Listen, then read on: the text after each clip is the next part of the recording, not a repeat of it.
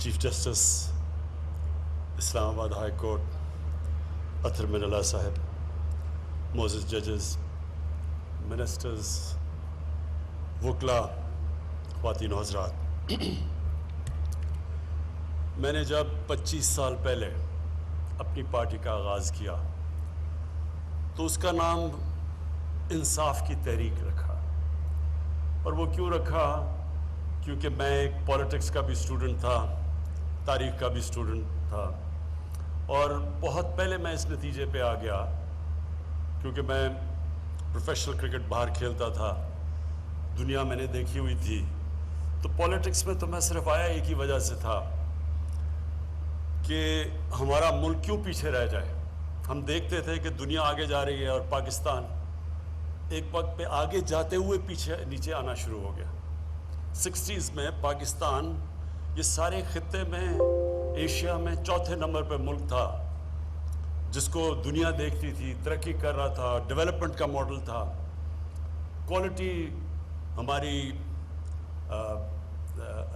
Universities تھیں، government hospitals میں اچھا علاج تھا، ہم سب، میں اور میری فیملی گورنمنٹ ہاسپٹل میں پیدا ہوئے تھے۔ تو ہم نے پھر دیکھا آہستہ آہستہ ہمارا ملک اوپر سے نیچے جانا شروع ہو گیا، اور وہ ملک جنہوں نے پاکستان سے انسپائر ہو کے اپنا ڈیولپمنٹ ماڈل لے کے آئے تھے، وہ اوپر جانے شروع ہو گئے۔ ہماری سامنے سنگاپور، جس کی حیثیت کوئی نہیں تھی، کوئی سوچ بھی نہیں سکتا تھا کہ سنگاپور اور پاکستان کا کوئی کسی مقابلہ ہوگا، یا ملیشیا کا، وہ سب آگے نکل گئے۔ تو میں تو وہ خوش قسمت انسان تھا جس کو اللہ نے سب کچھ دے دیا تھا، تو مجھے تو پولیٹکس میں آنے کی کوئی ضرورت نہیں تھی، لیکن اس لیے آیا کہ ہم نے اپنی آنکھوں سے دیکھا کہ اگر ہماری طرح کے لوگ جن کو ضرورت نہیں ہے پولیٹکس میں آنے کی، اگر وہ نہیں سٹرگل کریں گے تو ملک کا جس طرف جا رہا تھا، اور پچھلے 30 سال میں 85 کے بعد ملک تو بڑی تیزی سے نیچے گیا، ہر چیز میں دنیا آگے نکل گئی۔ بنگلہ دیش جب بنا تھا تو مجھے ابھی بھی یاد ہے کہ لوگ ڈرائنگ رومز میں کہتے تھے کہ جی بڑا بنگلہ دیش کا بوجھ پڑا ہوا ہے ویسٹ پاکستان پہ، علیحدہ ہوگا تو ہم تیزی سے آگے بڑھیں گے۔ بنگلہ دیش بھی آگے نکل گیا۔ ہندوستان، جس کو ہندو ریٹ آف گروتھ کہتے تھے 80s کے اندر، وہ آگے نکل گیا۔ میں کرکٹ کھیل کے ہندوستان سے جب پاکستان آتا تھا تو لگتا تھا کہ غریب ملک سے امیر ترین ملک میں آ گئے۔ میں نے کبھی اتنی غربت نہیں دیکھی تھی جو میں نے ہندوستان میں دیکھی تھی۔ یہ سارے ملک ہمارے سے آگے نکل گئے، اور میں آپ کو ایک چیز، ایک وجہ بتاتا ہوں کہ اس کی وجہ کیا تھی۔ اگر آپ باقی سارے سمپٹمز ہیں ایک چیز کی نہ ہونے کی وجہ سے، رول آف لا۔ جو بھی قوم آگے بڑھتی ہے ادھر قانون کی حکمرانی ہوتی ہے۔ جو بھی بنانا ریپبلکس ہوتی ہیں وہ وسائل کی کمی سے نہیں بنتی۔ بنانا ریپبلکس کے اندر قانون نہیں ہوتا، طاقت کی حکمرانی ہوتی ہے۔ ہمارے نبی صلی اللہ علیہ وسلم نے، میں اس لیے لوگوں کو سمجھاتا ہوں کہ یہ سٹڈی کریں کہ یہ کیا فینومینا تھا، مدینہ کی ریاست کیا فینومینا تھا۔ یہ ہسٹوریکل ایونٹ ہے۔ باقی سارے اللہ کے پیغمبر ہسٹری میں نہیں ہے ان کا کوئی مینشن، یہ ہسٹری کے اندر ہے۔ کس دن میں ہجرت کی، کس دن میں فتح مکہ ہوا، کس دن میں جنگ بدر ہوئی، یہ سب کچھ تاریخ کا حصہ ہے۔ تو یہ ایک فینومینا ہے کہ ایک وہ قوم جس کی کوئی حیثیت ہی نہیں تھی عربوں کی، وہ اتنی تیزی سے دنیا کی انہوں نے امامت کی، یہ تاریخ کا حصہ ہے۔ تو اس کی جو بنیادی چیز تھی رول آف لا تھا۔ 2 خلیفہ وقت، 4 میں سے 2 خلیفہ وقت عدالت کے اندر پیش ہوئے، قانون کے نیچے تھے۔ ہمارے نبی صلی اللہ علیہ وسلم نے بہت، یہ 2 ان کی جو حدیث ہے یہ ہم اسکولوں میں پڑھانا چاہیے۔ انہوں نے کہا تمہارے سے پہلے بڑی قومیں تباہ ہوئی، جدھر طاقتور کے لیے قانون اور کمزور کے لیے دوسرا، یعنی جدھر طاقت کی حکمرانی ہے۔ اور پھر انہوں نے کہا کہ میری بیٹی بھی جرم کرے گی تو اس کو سزا ملے گی، کوئی قانون سے اوپر نہیں ہے۔ یہ ہے پاکستان کا المیہ۔ ہمارے ملک میں یہ جو 2 پاکستان شروع ہو گئے، ایک نہیں 2 پاکستان، ایک پاکستان کے لیے ایک علیحدہ سیٹ آف رولز، دوسروں کے لیے علیحدہ. اور یہ جو ریفلیکٹ کیا تھا ابھی سی ڈی اے کے چیئرمین عامر نے یہ جو بھی آپ کو دکھائی کہ وہ جو یعنی جنہوں نے جدھر انصاف ملنا ہے اس کی حالت دکھائی انہوں نے, اور شو کرتا ہے کہ کیا اس ملک کی جو لیڈرشپ تھی اس کو کوئی فکر نہیں ہے کہ لوگوں کو انصاف ملے یا نہ ملے. کیونکہ دیکھیں ایک چیز, امریکہ اپنے آپ کو انٹرنیشنل کرمنل کورٹ کے نیچے نہیں ڈالنا چاہتا, وہ قانون سے اوپر رہنا چاہتا ہے. طاقتور ہمیشہ قانون سے اوپر رہنا چاہتا ہے, وہ قانون کے نیچے نہیں آنا چاہتا. لیکن جو مہذب معاشرہ ہے وہ ان کو قانون کے نیچے لے کے آتے ہیں. جو ہماری سٹرگل ہوئی ہے جب سے آئے ہیں, یہ کیا سٹرگل ہے؟ سارے اکٹھے ہو کے کہتے ہیں کہ جی ہمارے لیے علیحدہ قانون بنا دو, ہمیں این آر او دے دو. ایک ہی بلیک میل کر رہے ہیں کہ نہیں تو آپ کی گورنمنٹ نہیں چلنے دیں گے. اور یہی جنرل مشرف نے سب سے بڑی جو ظلم کیا اس ملک پہ, ایک تو آئین توڑا, لیکن جو سب سے بڑا ظلم کیا این آر او دے دیے طاقتور کو. پیسہ تو جنرل مشرف کا نہیں تھا, پیسہ تو قوم کو چوری ہوا تھا. اس کے پاس تو رائٹ ہی نہیں تھا کہ ان کو کہے جی نہیں ہم نے آپ کو معاف کر دیا. اور میں چیف جسٹس صاحب آپ کے ساتھ 2007 میں اس تحریک میں شامل اس لیے تھا کہ یہ ہمارا نظریہ تھا. میں تو پہلے دن سے کہہ رہا تھا, 25 سال پہلے کہہ رہا تھا کہ ملک تو صرف تب آگے بڑھے گا جس ملک میں آزاد عدالتیں آئیں. اور جب اتنی وہ سٹرگل تھی, اور وہ ایپک سٹرگل جو بھی بنانا, کیونکہ مجھے بڑا فخر ہے کہ ہم اس سٹرگل میں ہم نے شرکت کی, اور جو وکلا نے قربانیاں دی اور جس طرح وہ سامنے آئے, وہ بڑی زبردست سٹرگل تھی. وہ ایک ڈیموکریٹک سٹرگل تھی, وہ in fact struggle rule of law کی تھی. کہ ایک ملٹری ڈکٹیٹر کو کہہ رہے تھے کہ آپ یہ نہیں کر سکتے کہ جج کو, چیف جسٹس کو اس طرح آپ اس کو ہٹا نہیں سکتے. لیکن مجھے بڑے افسوس سے کہنا پڑتا ہے کہ جو اس سٹرگل کی نتیجے میں جو رزلٹس آنے چاہیے تھے, وہ مجھے افسوس سے کہنا پڑتا ہے وہ نہیں آئے. اور وہ ایک اور کہانی ہے کہ وہ جدھر وہ اس نے جانا چاہیے تھا وہ نہیں گئی.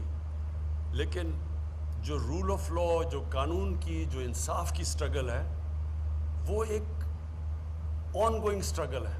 وہ مسلسل ایک معاشرہ اس کی سٹرگل کرتا ہے. اور یہی جو معاشرہ یہ اسٹیبلش کر لیتا ہے قانون کی بالادستی, وہی معاشرہ خوشحال ہوتا ہے. جب ریاست مدینہ اور ہم نے فیصلہ کیا کہ ہمارے بچے 8, 9 اور 10 کلاسز کے اندر پوری سیرت نبی پڑھیں گے, ہم ان کو اس لیے پڑھانا چاہتے ہیں کہ یہ تاریخ میں یہ جو فنومنا تھا اس کو اسٹڈی کیا جائے, بچوں کو بھی پتہ ہو, تاریخ کا پتہ ہو کہ یہ کوئی گریک میتھولوجی نہیں ہے, یہ تاریخ کا حصہ ہے کہ کیسے ایک قوم ٹرانسفارم ہوتی ہے. وہ کیا کیریکٹر تھا جو انسانوں کے کیریکٹر بدل دیے انہوں نے, اور پھر وہ کیا پرنسپلز کے اوپر وہ قوم کھڑی ہوئی تھی. اور اگر آپ وہ پرنسپل اسٹڈی کر لیں, جو بھی آج دنیا میں خوشحال معاشرہ ہے وہ ان پرنسپلز پہ کھڑا ہے. خوشحالی آ ہی نہیں سکتی جب تک آپ میں رول آف لاء نہ ہو. پاکستان کا سب سے بڑا اثاثہ آج اوورسیز پاکستانی ہے. ہم ریئلائز نہیں کرتے. میں یہ بھی 25 سال سے کہہ رہا ہوں کہ یہ سب سے بڑے ایسٹ 90 لاکھ پاکستانی جو باہر بیٹھے ہوئے ہیں, ان کی جو جی ڈی پی ہے وہ تقریباً ہمارے 22 کروڑ پاکستانیوں کے تقریباً اتنی ہیں. ان کے جو ڈالرز ہیں ان کو پاکستان کی ضرورت ہے. یہ پوچھے وہ کیوں نہیں آتے پاکستان میں ڈالرز؟ وہ بیچارے ایک پلاٹ لیتے ہیں, جا کے پیسہ کماتے ہیں, ایک پلاٹ لیتے ہیں, 1-2 سال کے بعد واپس آتے ہیں, اس کے اوپر قبضہ ہو جاتا ہے. اور قبضہ کیوں یہاں قبضہ گروپ فلرش کر رہے ہیں؟ قبضہ گروپ اس لیے فلرش کرتے ہیں کہ آپ کی زمین پہ قبضہ کر لیں, آپ لیگل ریکورس لیں, وہ سالوں, بلکہ کیس ہی ناممکن ہے اس کو رزلٹ ملنا. تو جب آپ کو انصاف نہیں ملتا تب پھر طاقتور یہ جو قبضہ گروپ ہیں یہ پھر پریویل کرتے ہیں اس سوسائٹی میں. انگلینڈ میں کیوں نہیں قبضہ گروپ؟ میں ساری 18-19 سال گزارے ہیں وہاں. کیوں نہیں یورپ میں قبضہ گروپ؟ کیونکہ وہاں قانون ہے. تو ہمیں ہماری جو سٹرگل ہے, اور چیف جسٹس صاحب میں آپ کو داد دیتا ہوں, آپ نے بڑی بڑی زبردست ججمنٹس دیے ہیں جو کہ ہمارے معاشرے کے لیے امپورٹنٹ ہے. اور انوائرمنٹ کے لیے خاص طور پہ، کیونکہ ہم نے بڑی تباہی کی اپنے ملک کی، ماحولیات کی. جس طرح ہم نے یہ اسلام آباد، آپ کو حیرت ہوگی کہ 1960 سے 2010 تک جتنی اسلام آباد میں ڈیولپمنٹ ہوئی تھی 10 سے لے کے 20 تک 10 سالوں میں اتنی اور ہو گئی ہے. تو گرین ایریاز جا رہے ہیں اور یہ ہماری گورنمنٹ پوری کوشش کر رہی ہے، اور اس میں آپ کی بڑی ہمیں ہیلپ کی ضرورت ہوتی ہے، اور آپ ہیلپ کرتے ہیں بچانے کے لیے اس ملک کا. یہ جو ایک ماڈل سٹی بنی تھی جس میں گرین ایریاز رکھے گئے تھے، اور اب تو ملک کی ہماری آنے والی جنریشنز کی ضرورت ہے کہ ہم ان کو پولوشن سے بچائیں اور یہ جو کلائمیٹ چینج کے افیکٹس ہیں ان سے بچائیں. تو اس میں یہ تو اب نیشنل نیسیسٹی بن گئی ہے کہ ہم اپنے ملک کو ہرا رکھیں، اپنی انوائرمنٹ کو بچائیں، اپنے دریا پانی کو، ہوا کو صاف رکھیں. لیکن سب سے بڑی بات یہ چیف جسٹس صاحب آپ کے یہاں اس فنکشن سے میں یہ کہنا چاہتا ہوں، اور اپنی عدلیہ کو بھی یہ بتانا چاہتا ہوں کہ ہماری گورنمنٹ آپ کی پوری مدد کرے گی فیسیلیٹیٹ کرنے کے لیے. یہ جو ہم نے 93 ضلع کورٹس بنائے ہیں، اور یہ ہمیں کیا بہت پہلے بن جانے چاہیے تھے، اور یہ ایمفسائز کرتا ہے کہ ہمارے لیے انصاف پرائیورٹی ہے.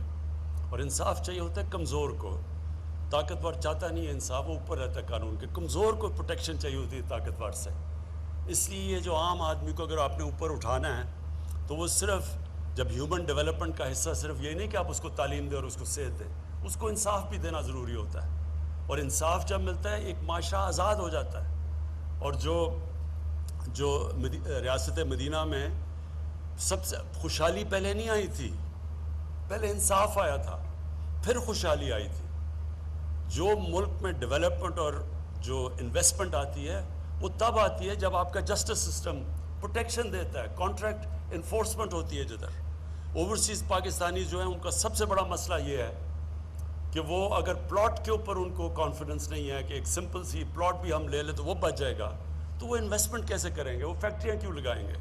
تو ہمارے راستے میں یہ بہت بڑی رکاوٹ ہے. اور اس لیے آپ ہمارے سے پاکستان کی عدلیہ کو میں نے کہنا چاہتا ہوں کہ ہم انشاءاللہ پوری طرح آپ کے لیے ہر قسم کی فیسیلیٹیشن کریں گے. یہ ایک اسلام آباد میں بھی پہلا سٹیپ ہے، لیکن اور بھی جب بھی آپ کو گورنمنٹ کی ضرورت پڑے، ہم اس کو یہ نہیں سمجھتے کہ یہ کوئی ہمارا پہلے باقی پیسہ خرچ کریں اور پھر اینڈ میں جو پیسہ بچے وہ جسٹس سسٹم کو دیں. ہم سمجھتے ہیں یہ پرائیورٹی ہے، اس کی وجہ سے پیسہ آتا ہے. جب آپ کے ملک میں انصاف ہوتا ہے تو انویسٹمنٹ اور خوشحالی آتی ہے. تو اس لیے مجھے آج بڑی خوشی ہے. یہ میں سی ڈی اے چیئرمین کو، آپ کو اور ایف ڈبلیو او کو خاص طور پہ میں اس لیے اپریشیٹ کرنا چاہتا ہوں کہ پہلے تو 6.5 ارب سے آپ نے اس کو نیچے لے آئے ہیں تقریباً 1.5 ارب پہ. یہ بہت بڑی اچیومنٹ ہے. نارملی تو 1 ارب سے شروع ہوتا ہے تو 6 ارب پہ پہنچتا ہے. یہ ایک تو اس کے لیے آپ دونوں کو کہنا چاہتا ہوں.